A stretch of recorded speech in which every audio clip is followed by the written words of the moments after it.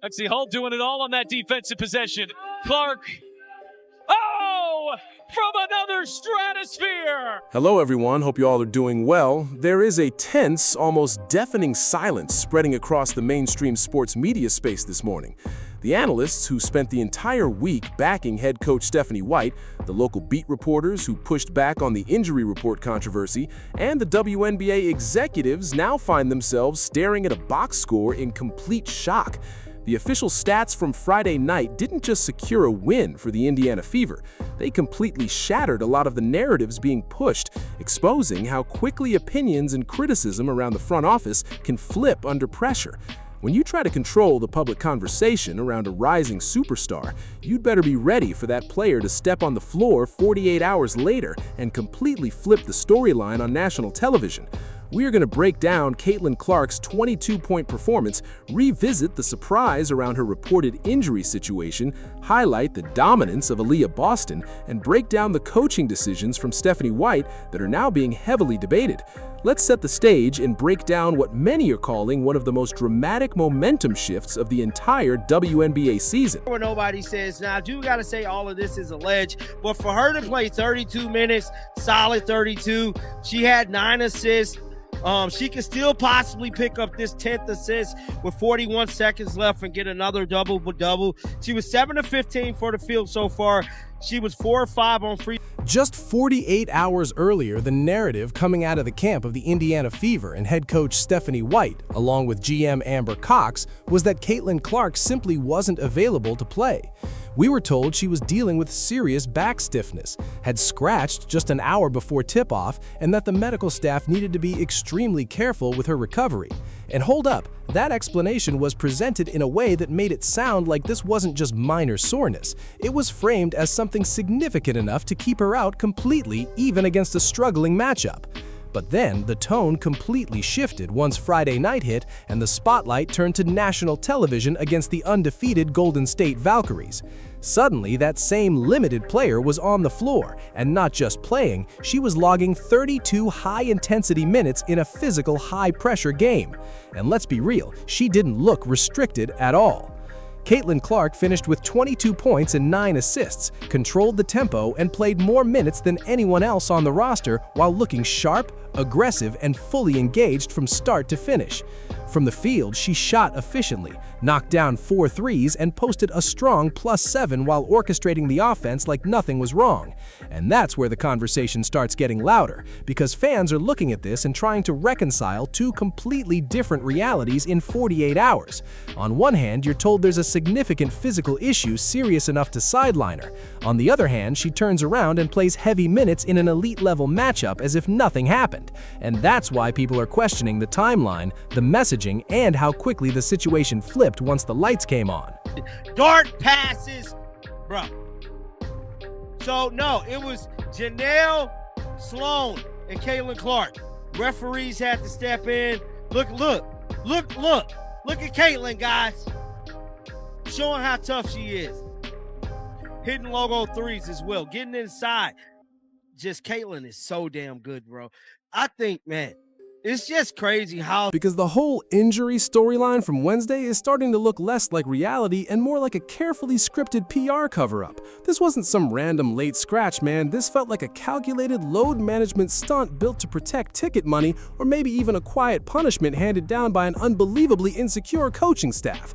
Caitlin Clark looked completely fine on Wednesday. She wasn't hurt, she was deliberately kept on the bench. And the second the front office realized the WNBA league office could start digging into the situation, while furious fans threatened a massive financial backlash, everything changed fast. They ditched the shaky medical excuse, and suddenly their franchise superstar was right back on the floor trying to save the organization from total embarrassment. And listen to this, the moment Caitlin Clark is actually free to run the offense without Stephanie White constantly interfering from the sideline, the entire Indiana Fever system instantly comes alive. Just look at what happened with Aaliyah Boston. On the exact second Clark stepped back into the lineup and started feeding her touches again. Boston looked like a straight-up, unquestioned MVP-level force. She logged 29 minutes, owned the paint from start to finish, dropped 20 points on an ultra-efficient 8 for 15 shooting night, and ripped down a ridiculous 16 rebounds. 16 rebounds! You won't believe this, but that was arguably the most dominant statistical performance by any Fever player in a single game all season long. The high-low action, the transition dimes, the pick-and-roll chemistry between Clark and Boston looked like absolute basketball poetry. This is exactly the partnership that turns Indiana into a nightmare matchup for the rest of the league. And we also have to give serious credit to the cold-blooded execution from Kelsey Mitchell under pressure. Mitchell played 31 minutes and went a perfect 11 for 11 at the free throw line, 100%. She closed the night with 19 points and finished +6 overall. When the pace slows down and the pressure gets suffocating, knocking down every free throw is the type of composure and reliability a Supermax caliber player is expected to bring. But while the players on the court were putting together a complete masterpiece, the head coach on the sideline looked like she was actively sabotaging the entire operation. They call a timeout. I don't know what happened. I got to see what happened, guys. So I'm streaming the game right here on my phone. Why would the Fever call a timeout?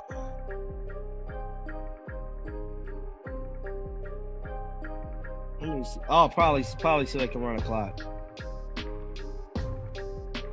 Crazy Caitlin Clark stat just came up. Let me see here. We need to talk about the genuinely unbelievable level of pettiness in Stephanie White's rotations during this game.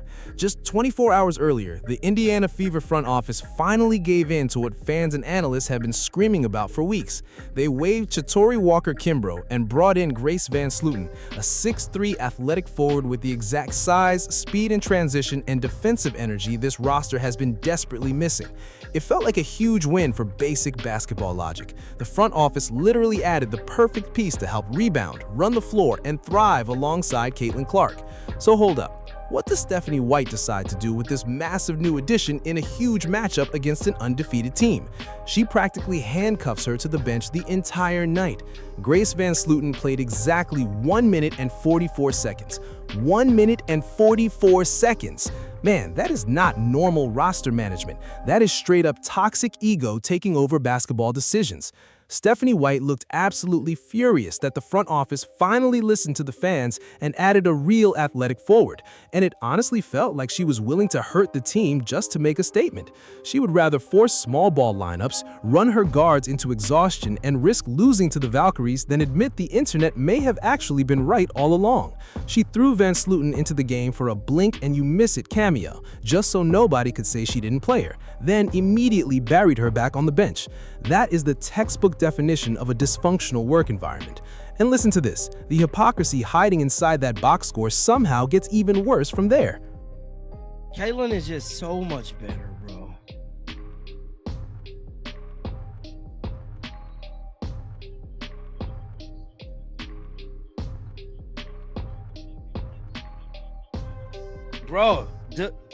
The announcer just said Caitlin.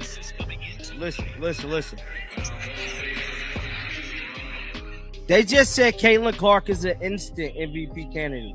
Look at the very bottom of that official box score for a second. Look at Dawana Dantas sitting there with the DNP, coach's decision. Remember last week? Remember when Stephanie White stood at the podium and confidently claimed the entire half-court offense was going to flow through Dantas operating from the high post?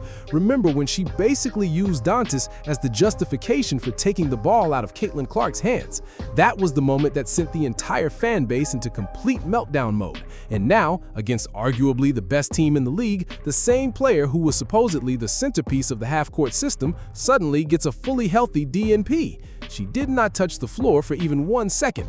Listen to this, because it completely blows apart Stephanie White's entire press conference narrative. She never truly planned to run the offense through Dantas. That whole explanation felt more like a public power move aimed directly at Caitlin Clark than an actual basketball strategy.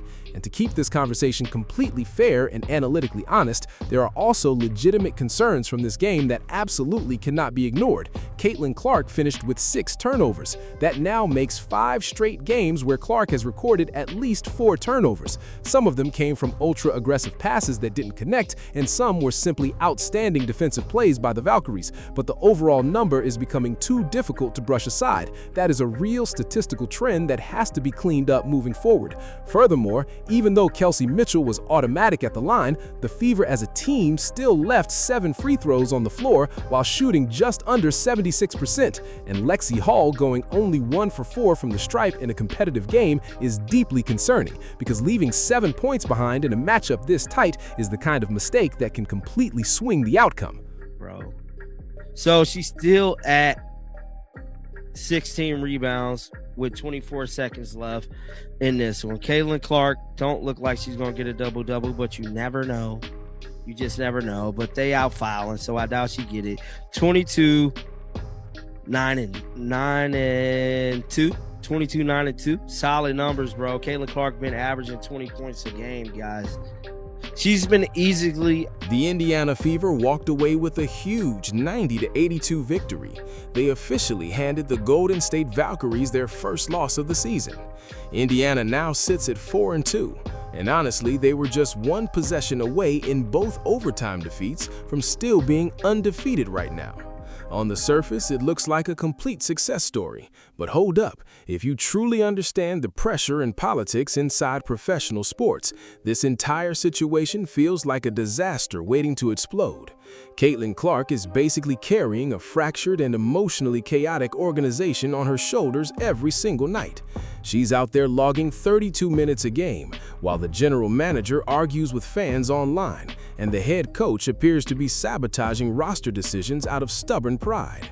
Meanwhile, the front office is probably praying this 22-point performance distracts everyone from the suspicious injury narrative and the backlash surrounding Wednesday night. But listen to this, the internet does not move on that easily. Fans save the screenshots, fans track the timeline, and a huge portion of the basketball world still believes that back injury story simply does not add up.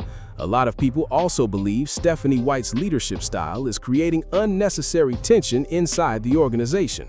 And right now, it honestly feels like this franchise is being held together by the determination and talent of a 24-year-old superstar point guard trying to survive the chaos around her. So here's the question, girl. Does Caitlin Clark playing 32 minutes tonight destroy the idea that her injury on Wednesday was ever serious to begin with? Thanks for watching, and make sure you subscribe to the channel for more breaking coverage and analysis.